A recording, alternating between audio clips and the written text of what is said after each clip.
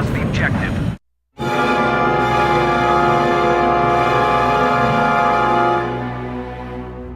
Okay, so air superiority is a cruel mistress, and I will try to do a tutorial to help people out who have all the unlocks but really don't know what to do. So this is the recommended loadout: stealth, ECM, and heat seekers. If you go with stealth and ECM, in theory you have the longest amount of defense, and that is why we go with that. Now this first gauge that we're zooming in on is your airspeed, so that will fluctuate from about 100 to 400 depending on if you're thrusting or hitting your brakes. This gauge right next to it on the right is the altimeter, so it tells you how high off the ground you are or potentially above sea level. I'm not quite sure which, but either way, the lower the number gets, closer to the ground you are. Getting into a dogfight in air superiority is rather overwhelming at first, but once you kind of get the hang of what to do and how to defend yourself, it starts becoming second nature and you can kind of go on autopilot. So a couple key rules that I would suggest would be: don't really get in the habit of doing vertical circles or vertical loops as you see me doing in the beginning of the video. It's more important to do these horizontal loops, or loops that are parallel to the ground, similar to when you would turn left or right. The way you would turn left or right, that's essentially how you want a hairpin turn out of dogfights when you have an enemy jet on your tail. If you do vertical loops and you hit the height ceiling, then your jet will stall and you will most likely die and you will not have a good time. So I do recommend that when you're flying around in a jet and you start hearing the lock-on noise, pop your ECM, and if you think the jet's behind you, do a hairpin turn either to the right or to the left. Sometimes when you get a lock-on, you can be kind of certain that it's a guy that's chicken fighting you because you can see him coming from a mile away. So in that situation, pop your ECM and then just go low. But yeah, if you have a pretty good idea that they're behind you, then I recommend doing a hairpin turn behind you and just keep turning in on them, and eventually they'll get distracted by another enemy jet or someone will start locking onto them. So you don't. This advice wouldn't necessarily work in traditional battlefield like conquest modes, but in air superiority, when it's entirely jets, then a lot of these little tricks start becoming rather viable. So if you got incessant locks on you, then literally just start doing loops. And if you notice all these people that I'm gunning down and missiling or machine gunning, they're not really doing loops, and if they go in a straight line or do sweeping turns, they're essentially dead. Now the other upgrade you could have besides ECM would be Extinguisher. Now the problem with Extinguisher is that if you have more than 3 missiles in the air, then you are certainly dead with Extinguisher and there's nothing you could do about it. So say there's 2 enemy jets on your tail and they all start firing missiles at you, you're going to sit there and die with Extinguisher. So even though ECM is not 100% reliable, I do recommend it over Extinguisher because Extinguisher has no response to multiple missiles in the air, whereas at least ECM, you know, if you got 5 or 6 jets locking onto you and you pop ECM, none of them can lock onto you for about those 5 seconds. Then you take that in conjunction with stealth, it takes longer for them to even get a full lock on you. So I think those two things in conjunction with each other, you tend to get like the fastest refresh rate for your defenses, and you get the longest lasting defensive countermeasure. So there are a lot of benefits to going with stealth and ECM over the other defensive loadouts. Air radar is essentially useless in this mode, so stay away from air radar.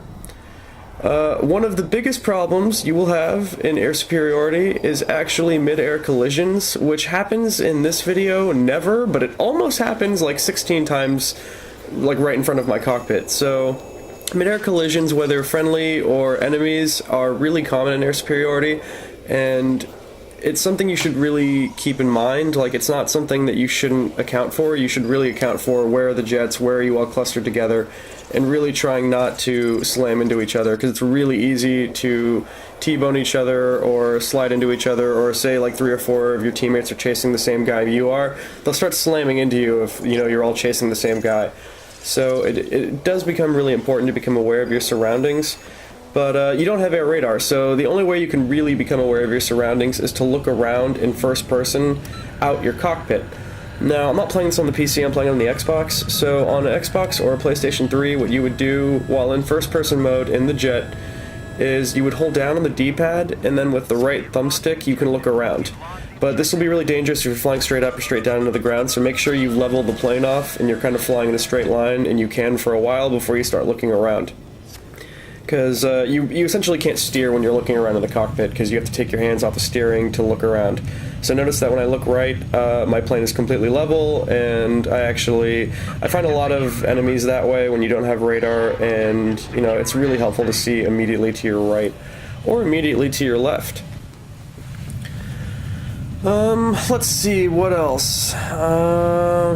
Battlefield 4 is coming out soon, so very excited about that. I picked up this new Elgato PVR, and this is actually the first tutorial I'm doing with my PVR, and I really like it. Big fan. It has definitely made things a lot easier, and I really like capturing 100% of my gameplay, because I do feel like a lot of my gameplay, like the vast majority, like 99% of my gameplay was not being recorded, and now 100% of my gameplay is being recorded. So I am looking forward to the future, and looking forward to the PlayStation 4, getting Battlefield 4 and a few other games at launch, so definitely looking forward to the future. I've had a great time with Battlefield 3. It has been my favorite multiplayer game this generation, and I just can't say enough nice things about it. Like, this was truly an amazing game, and it definitely is my absolute favorite, first-person shooter that I've played since, I would say, the original Halo, back when people were using LAN parties and tournaments and before Xbox Live. So literally, I have not had as much fun on a first-person shooter since, I don't know, at least 10 years. So Battlefield really was a breath of fresh air. And all of these game modes were really quite, they're very varied, and I really got to have my cake and eat it too with Battlefield, because I got my Call of Duty fix with the ground combat, and I got my Halo fix with the flying vehicles and, the big maps.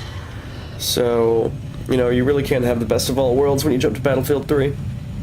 Anywho, sorry, getting really sidetracked from the jet tutorial. It's kind of silly to do a tutorial when the new game is literally about to come out in 2 months.